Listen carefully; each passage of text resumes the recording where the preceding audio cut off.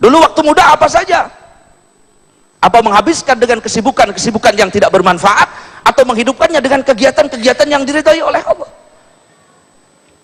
Pak, Bu, kalau ada bapak-bapak umur 70 tahun rajin ke masjid, memang sudah harusnya.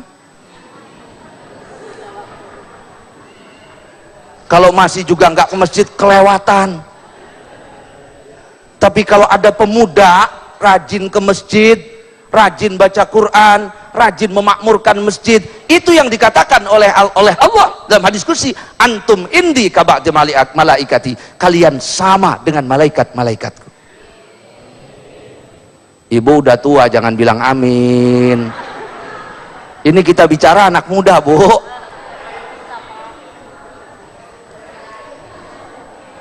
Yang ketiga yang akan ditanyakan oleh Allah, kata Nabi, an malihi min aina iktasabah, tentang hartanya, bagaimana dia memperoleh hartanya. Kerja kita di dunia akan ditanya semuanya oleh Allah.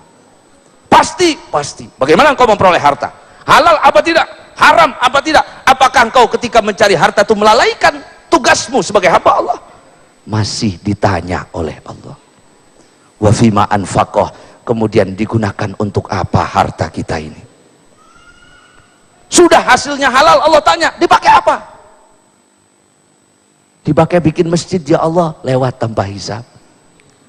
Pakai berangkat haji, ya Allah, lewat tanpa hisab. Pakai santuni anak yatim, ya Allah, lewat tanpa hisab. Pakai beli baju, ya Allah, ditanya oleh Allah, bajunya dipakai apa?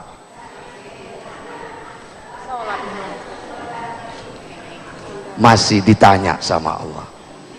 Saya pakai beli mobil, ya Allah, mobilnya dipakai apa? Masih ditanya oleh Allah. Maka pasti setiap kita akan ditanya. Bagaimana kita memperolehnya? Diletakkan di mana?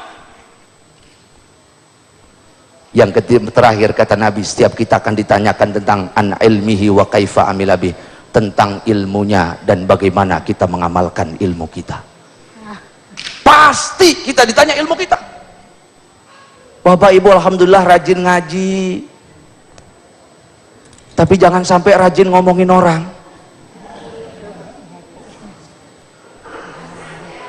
Sesuai tidak dengan ilmunya. Ini yang paling berat Bapak dan Ibu, ini yang paling berat. Asyadun nas adaban yaumal qiyamah, orang yang paling berat menghadapi pertanyaan Allah hari kiamat adalah orang yang berilmu ketika ilmunya tidak sesuaikan dengan ibadahnya. Maka apapun yang kita lakukan hidup di dunia ini dalam rangka mendatangkan manfaat kepada kita ataupun kepada orang lain, baik di dunia ataupun di akhirat, dengan cara yang diridhoi oleh Allah, dengan cara yang dibenarkan oleh Allah, itu ibadah.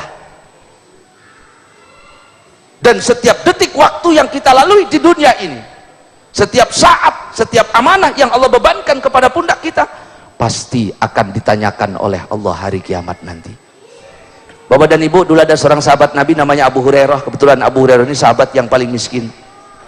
Setiap kali kalau ada yang ngajak makan, makan. Kalau tidak ada yang ngajak makan, nggak makan, libur. Abu Hurairah ini namanya Ashabus Suffah. Satu saat beliau satu hari satu malam tidak makan, beliau keluar dari masjid nyari orang yang ngajak makan. Di jalan ketemu Abu Bakar Siddiq. Kalau terang-terangan ngomong minta makan kan malu. Pura-pura tanya ayat. Assalamualaikum ya Abu Bakar. Waalaikumsalam ya Abu Hurairah. Ma makna hadil ayah. Kata Abu Hurairah, Abu Bakar, apa sih artinya ayat ini? Dijelaskan sama Abu Hurairah, sama Abu Bakar, panjang. Kata Abu Hurairah, dalam hati saya juga tahu, cuma saya ini lapar, tolong diajak makan. Abu Bakar nggak ngerti, lewat ketemu Umar bin Al-Khattab. Assalamualaikum ya Umar. Waalaikumsalam ya Abu Hurairah. Ma makna hadil ayah. Apa sih artinya ayat ini? Dijelaskan oleh Sayyidina Umar, panjang.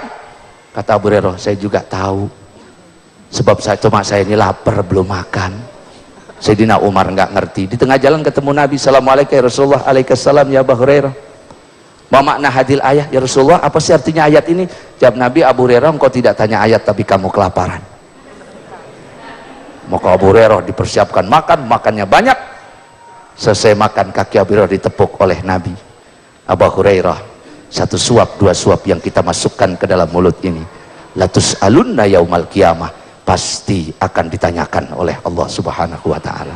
Bapak dan Ibu pemirsa Damai Indonesiaku yang mudah-mudahan senantiasa dirahmati oleh Allah Subhanahu wa ta'ala.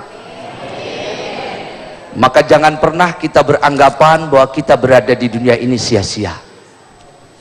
Maka jangan pernah kita berpikirkan bahwa setiap waktu yang kita kosongkan di dunia ini tidak akan kita tangisi di hadapan Allah hari kiamat. Seorang manusia, orang yang selalu berkarya,